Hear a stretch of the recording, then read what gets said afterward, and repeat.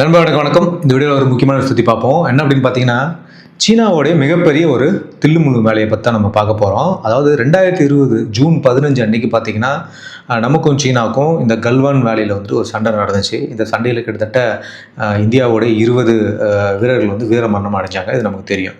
அந்த சோகம் நடந்திருக்கும் போதே பார்த்தீங்கன்னா, அதுக்கு அடுத்த ஒரு வாரத்தில், அதாவது கரெக்டாக ஜூன் 22 அன்னைக்கு சீனா யாருக்கும் தெரியாமல் அணு ஆயுத சோதனை வந்து நடத்தியிருக்காங்க அப்படின்னு சொல்லிட்டு அமெரிக்காவோட ரிப்போர்ட் ஒன்று ஆதாரத்தோட இப்போ வந்து சொல்லியிருக்காங்க அப்படின்னு பார்க்கப்படுது. அது என்ன மேட்ரு, ஏன் அவங்க அப்படி பண்ணாங்க, இது எப்படி அமெரிக்கா கண்டுபிடிச்சாங்க அப்படின்றத டீட்டெயிலாக வீடியோவில் போய் பார்க்கலாம் வாங்க. சரி, முதல்ல அமெரிக்காவோட அந்த குற்றச்சாட்டு என்ன அப்படின்னு பார்ப்போம். அமெரிக்காவுடைய அண்டர் செக்ரட்டரி தாமஸ் டி டினானோ அப்படின்றவர் ஒரு விஷயத்தை வந்து சொல்லியிருக்காரு. அவர் என்ன சொல்லியிருக்காரு அப்படின்னா, சீனா ஜூன் 22 அன்னைக்கு செஞ்ச சோதனையில் நூற்றுக்கணக்கான டன் அளவுக்கு வெடிபொருட்களுடைய வீரியம் வந்து இருந்துச்சு அப்படின்ற மாதிரி அவர் சொல்கிறாரு. பொதுவாக அணு ஆயுத சோதனை செஞ்சால் பூமியில் ஏற்படுற அதிர்வுகளை வச்சு உலக நாடுகள் வந்து கண்டுபிடிச்சிருவாங்க. ஆனால் சீனா இதை ரொம்ப ரகசியமாக பிளான் பண்ணி மறைச்சிருக்காங்க அப்படின்னு பார்க்கப்படுது. சீனா பண்ண தின்னுமுள்ளு என்ன அப்படின்னு பார்ப்போம். இதில் தான் வந்து சீனாவுடைய புத்திசாலித்தனம் அடங்கியிருக்கு அப்படின்னு பார்க்குறோம். அவங்க டீகப்ளிங் அப்படின்ற கூடிய ஒரு டெக்னாலஜியை யூஸ் பண்ணியிருக்காங்க. இது எப்படின்னாக்கா, அதாவது பூமியோட ஆழத்தில் ஒரு பெரிய குகை மாதிரி செஞ்சு அதுக்குள்ள அணு ஆயுதத்தை வச்சு வெடிக்க வைப்பாங்க. அப்படி வெடிக்கும்போது அந்த அதிர்வலைகள் வந்து பார்த்திங்கன்னா மேலே இருக்கக்கூடிய சென்சார்கள், அந்த செஸ்மிக் சென்சார் சொல்கிறாங்க இல்லையா, அந்த அதிர்வலை கண்டுபிடிக்கக்கூடிய சென்சார்கள் இது ரொம்ப கம்மியாக தான் அதில் தெரிய வரும் அப்படின்னு பார்க்கப்படுது. அதனால் வந்து எந்த ஒரு வெடி விபத்தும் நிகரலை அப்படின்ற மாதிரி வந்து உலக நாடுகள் வந்து ஏமாந்துட்டாங்க அப்படின்னு பார்க்கப்படுது. இந்த சாதனையை இவங்க இந்த மாதிரியான ஒரு விஷயத்தை பண்ணி தெளிவாக மற்ற நாடுகளை ஏமாத்திருக்காங்க அப்படின்ற மாதிரி அந்த ரிப்போர்ட்டு சொல்லுது. நீங்கள் உடனே நினைக்கலாம், நாமளும் தானப்பா இந்த மாதிரி பொக்ரானில் அண்டர் கிரவுண்டில் வச்சு நம்ம அணுகுண்டு சோதனையை பண்ணோம் அப்படின்னு சொல்லிட்டு. அதாவது இப்போ சீனா மேலே சொல்லப்படக்கூடிய இந்த டீகப்ளிங் புகார் பார்க்கும்போது நம்மளுடைய பொக்ரானும் வந்து பார்த்தீங்கன்னா ஒன்றா இருக்கிற மாதிரி தெரியலாம். ஆனால் இதுக்கு நடுவில் நிறைய வித்தியாசம் இருக்குது அப்படின்னு பார்க்குறோம். சிம்பிளாக நான் புரிகிற மாதிரி சொல்கிறேன். அதாவது இந்தியா 1998 பொக்ரானில் பண்ணது வந்து அண்டர் கிரவுண்டு நியூக்ளியர் டெஸ்ட் அப்படின்னு சொல்கிறோம். அதாவது பூமிக்கு அடியில் ஒரு ஆழ் துளையை தோண்டி அதுக்குள்ளே அணு ஆயுதத்தை வச்சு மண்ணை போட்டு மூடி வெடிக்க வைப்பாங்க. இதோட நோக்கம் என்ன அப்படின்னாக்கா, ரேடியேஷன் வந்து வெளியே வராமல் வந்து தடுக்கணும் அப்படின்றதுக்காக தான். ஆனால் இந்த சோதனை வந்துட்டு நடந்தப்போ பூமியில் பயங்கர அதிர்வு ஏற்பட்டுச்சு. உலகத்தில் இருக்கிற எல்லா நில அதிர்வு கருவிகளும் வந்து இந்த அதிர்வை வந்து கண்டுபிடிச்சிது அப்படின்னு பார்க்குறோம். இது நிலநடுக்க மாதிரி ரிக்டர் அளவுகளில் பதிவு பண்ணப்பட்டது அப்படின்னு பார்க்கப்படுது. அதனால நம்ம செஞ்ச சோதனை வந்து யாராலையும் மறக்கவும் முடியல அப்படின்னு பார்க்குறோம். சீனா பண்ணதா சொல்லப்படுற தில்லுமுள்ளு எல்லாம் அப்படின்னு பார்த்தீங்கன்னாக்கா, சீனா பண்ணது ரொம்ப ரொம்ப அட்வான்ஸான ஒரு விஷயம் அப்படின்னு பார்க்குறோம். இவங்க வெறும் குழியை மட்டும் தோண்டாமல் பூமிக்கு அடியில் ஒரு மிகப்பெரிய காலியான குகையை வந்து பண்ணியிருக்காங்க அப்படின்னு பார்க்கப்படுது. அது பிரம்மாண்டமான குகை, நம்ம நினைக்கிற மாதிரி சும்மா சாதாரண குகைலாம் கிடையாது. அந்த குகையோட மையத்தில் போயிட்டு அணு ஆயுதத்தை வச்சு வெடிக்க வைக்கிறாங்க அப்படின்னு பார்க்குறோம். அப்படி வெடிக்கும்போது அந்த வெடியோட அதிர்ச்சி அலைகள் இருக்கு இல்லையா, அந்த ஷாக் வேவ்ஸு, அது நேரடியாக மண்ணில் போய் மோதாமல் அந்த குகைக்குள்ளே இருக்கக்கூடிய காற்றுலேயே முதல்ல பரவுது அப்படின்னு பார்க்குறோம். அதனால் அதனுடைய வீரியம் வந்து கம்மியாகி அது கடைசியாக போய் அந்த மண்ணை மோதும்போது ரொம்ப கம்மியான அதிர்வுகள் தான் வந்து அதில் வரும் அப்படின்னு பார்க்கப்படுது. இதனால் உலக நாடுகளுடைய சென்சார் வந்து இதை ஒரு சின்ன அதிர்வாக தான் வந்து காட்டும் அப்படின்னு பார்க்குறோம். அதாவது ஒரு பெரிய அணுகுண்டை வெடிச்சதை ஒரு சின்ன வெடி வெடித்த மாதிரி காட்டி இவங்க உலகத்தை வந்து தெளிவாக ஏமாற்றிருக்காங்க அப்படின்னு பார்க்கப்படுது. இதுதான் வந்து நம்ம வெடிச்சதுக்கும் அவங்க பண்ணதுக்கும் இருக்கக்கூடிய ஒரு வித்தியாசம். பெருமையாக சொல்லணும் பார்த்தீங்கன்னா, இந்தியா பண்ண சோதனை வந்து உலகத்தால் மறக்க முடியாது. நம்ம பொக்ரானில் பண்ணது வந்து பார்த்தீங்கன்னா ஒரு சிங்கத்தோட கர்ஜனை அப்படின்னே சொல்லலாம். உலகத்துக்கே அந்த சத்தம் கேட்டுச்சு. ஆனால் சீனா பண்ணது வந்து திருட்டு பூனையோட வேலை அப்படின்னு பார்க்குறோம். சத்தமே வராமல் அதிர்வை வந்து அமுக்கிட்டு உலகத்தை வந்து ஏமாற்றிருக்காங்க அப்படின்னு சொல்லப்படுது. இது வந்து பெருமையாக சொல்லணும் அப்படின்னாக்கா. ஆனால் விஷயம் என்னென்னா, அவங்க அட்வான்ஸ்டாக சில விஷயங்களை யோசித்து பண்ணியிருக்காங்கன்றதும் இங்கே உண்மையான விஷயமா நம்ம பார்க்குறோம். சரி, இதுதான் இந்தியாவும் சீனாவும் பண்ண அணுகுண்டினுடைய வித்தியாசம் அப்படின்னு பார்க்கப்படுது. ஏன் கல்வான் மோதலுக்கு அப்புறம் இதை அவங்க செஞ்சாங்க அப்படின்னு பார்க்கும்போது, இதுதான் வந்து ஒரு ரியல் கேம் அப்படின்னு சொல்கிறாங்க. என்ன அப்படின்னு பார்த்தீங்கன்னா, கல்வானில் இந்தியா கொடுத்த பதிலடியில் கிட்டத்தட்ட 30க்கும் மேற்பட்ட சீன வீரர்கள் வந்து செத்துட்டாங்க. இது நமக்கு நல்லா தெரியும். ஆனால் சீனா வந்து அதை டோட்டலாகவே வந்து மறுத்தாங்க. ஒரு 2-3 பேருக்கு மட்டும் அவங்க என்ன பண்ணாங்கன்னா, கல்லறையை வச்சு அங்கே ஃபோட்டோலாம் போட்டாங்க அப்படின்னு பார்க்கப்படுது. உலகத்தோட கவனம் ஃபுல்லாக வந்து பார்டரில் இருந்தப்போ இந்த கேப்பில் இந்த சோதனையை வந்து அவங்க தன்னோட பலத்தை காட்ட சீனா வந்து முயற்சி பண்ண மாதிரி ஒரு விஷயமா வந்து உலக நாடுகள்லாம் இப்போ அதை கருதுகிறாங்க. இந்தியாவுக்கு மறைமுகமாக மிரட்டல் கொடுக்கறதுக்கும் இந்த விஷயத்தை இவங்க பண்ணியிருக்கலாம், ஒரு பிளானை போட்டிருக்கலாம் அப்படின்ற மாதிரி வல்லுநர்கள் வந்து சொல்கிறாங்க. சீனா இவ்வளோ ரகசியமாக செஞ்சும் அமெரிக்கா எப்படி இதை வந்து கண்டுபிடிச்சாங்க அப்படின்னு பார்த்தீங்கன்னாக்கா, மொத்தம் 3 வழிகளில் வந்து இவங்க இதை கண்டுபிடிச்சிருக்காங்க. ஒன்று, செயற்கைக்கோள் மூலிமா வேவு பார்க்கறது. அதாவது சீனாவோடைய லூப் நூறுன்னு சொல்லிட்டு ஒரு ஏரியா இருக்குது. இந்த ஏரியாவில் தான் அவங்க அணு ஆயுத சோதனைகள்லாம் வந்து பண்ணக்கூடிய தளம் வந்து இருக்குது. இந்த தளத்து மேலே அமெரிக்காவோட உளவு செயற்கைக்கோள் எப்போவுமே ஒரு கண்ணை வச்சுருக்கோம் அப்படின்னு பார்க்கப்படுது.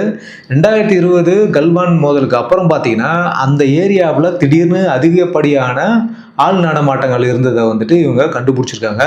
நிறைய குழி தோண்டுறது, கன்ஸ்ட்ரக்ஷன் வேலைகள் செய்யறது, இந்த மாதிரி விஷயங்கள்லாம் அங்கே நடக்கிறத வச்சுட்டு இவங்க அங்கே ஏதோ பெருசாக பிளான் பண்ணுறாங்க அப்படின்ற மாதிரி அமெரிக்கா வந்து மோப்பம் பிடிச்சிட்டாங்க அப்படின்னு பார்க்கப்படுது. அடுத்தது பார்த்தீங்கன்னா ரகசிய உளவு தகவல் அப்படின்னு பார்க்குறோம். அதாவது ஹியூமன் இன்டெலிஜென்ஸ் அண்ட் இன்டர்செப்ஷனை வச்சு இவங்க கண்டுபிடிச்சிருக்காங்க. அதாவது அமெரிக்காவோட உளவு அமைப்பான இந்த சிஏ அப்புறம் இந்த என்எஸ்ஏ எல்லாம் இருக்காங்க இல்லையா, இவங்க சீனாவோடைய இராணுவ ரகசியத்தை வந்து ஒட்டு கேட்டிருக்கலாம் அப்படின்னு சொல்லப்படுது.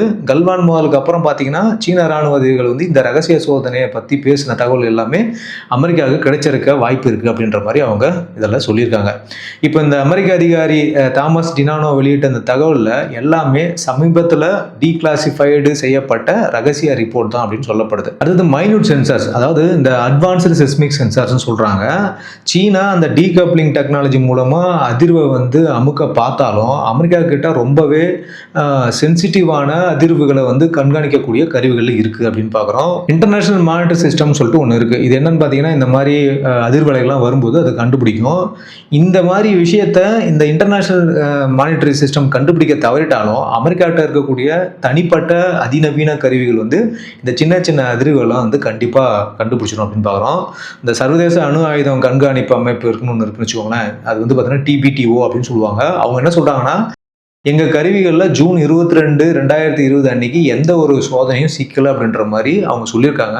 ஆனால் அமெரிக்கா என்ன சொல்லுதுன்னா, எங்ககிட்ட மட்டும்தான் இந்த ரகசிய தகவல் இருக்குது அப்படின்ற மாதிரி ஒரு விஷயத்த சொல்லியிருக்கு.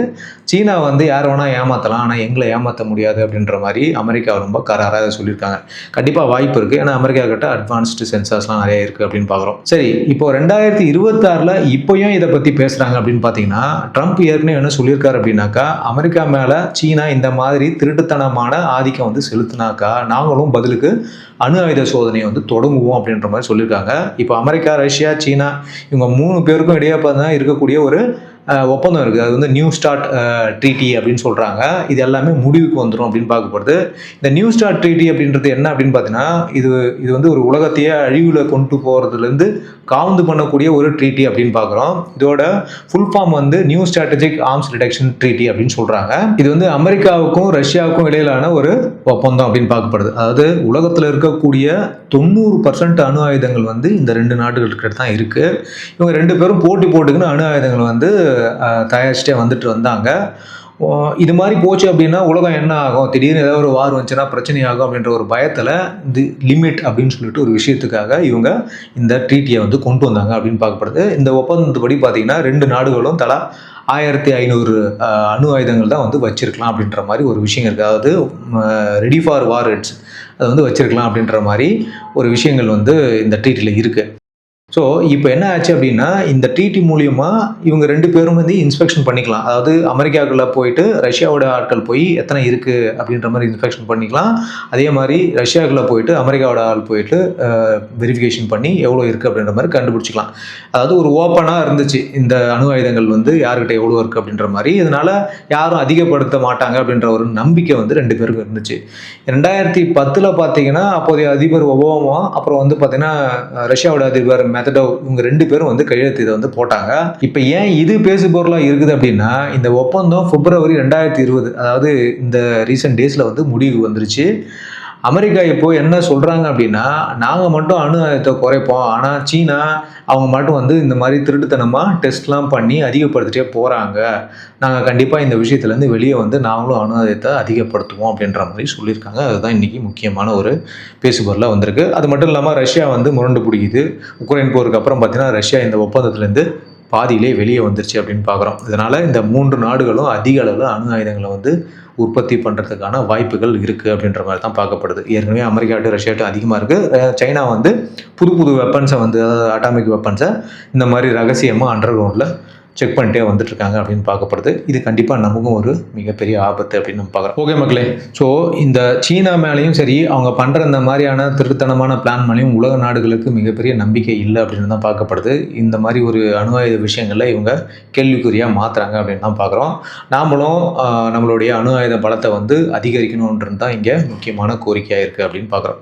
ஓகே மக்களே, ஸோ வீடியோ இன்ஃபர்மேட்டிவாக இருக்கும் நம்புகிறேன். எப்படி அமெரிக்கா கண்டுபிடிச்சாங்க இந்த சைனா பண்ண அணு ஆயுத சோதனை அப்படின்றத நான் தெளிவாக இந்த வீடியோவில் சொல்லியிருக்கேன். கண்டிப்பாக வீடியோ இன்ஃபர்மேட்டிவாக இருக்கும். சேனல் சப்ஸ்கிரைப் பண்ணுங்கள், உங்கள் கருத்துக்களை நீங்கள் தெரிவிங்க, வீடியோவுக்கு லைக் பண்ணுங்கள். மீண்டும் சந்திப்போம். Thank you, bye, Jai Hind.